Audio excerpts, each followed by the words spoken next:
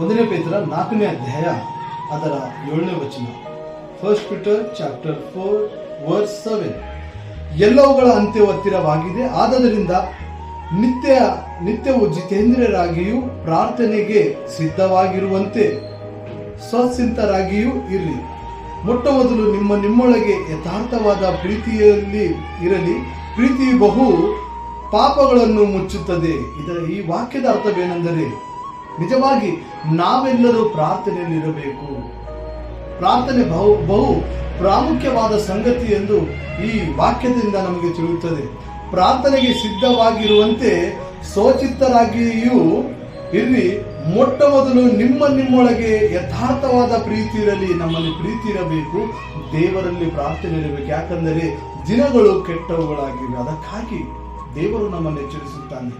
ಎಲ್ಲವನ್ನು ಬಿಟ್ಟು ಒಬ್ಬರನ್ನೊಬ್ಬರು ಪ್ರೀತಿಸುತ್ತಾ ಈ ದಿನಗಳಲ್ಲಿ ನಾವು ಪ್ರಾರ್ಥನೆ ಮಾಡುತ್ತಾ ದೇವರಲ್ಲಿ ಬೆಳೆಯುವುದು ದೇವರಿಗೆ ಇಷ್ಟ. ಅದಕ್ಕಾಗಿ ನಾವು ನಮ್ಮ ಜೀವಿತದಲ್ಲಿ ಏನು ಸಂಪಾದಿಸಿದೆವು ಅದಕ್ಕಿಂತ ಪ್ರಾರ್ಥನೆಯಲ್ಲಿ ಎಷ್ಟು ಜನರನ್ನು ಸಂಪಾದಿಸಿದೆವು ಅದು ಬಹಳ ಪ್ರಾಮುಖ್ಯವಾಗಿದೆ.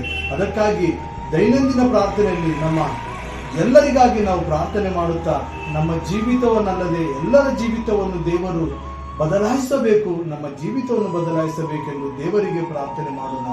ದೇವರ ವಾಕ್ಯವನ್ನು ಆಶೀರ್ವದಿಸಿ.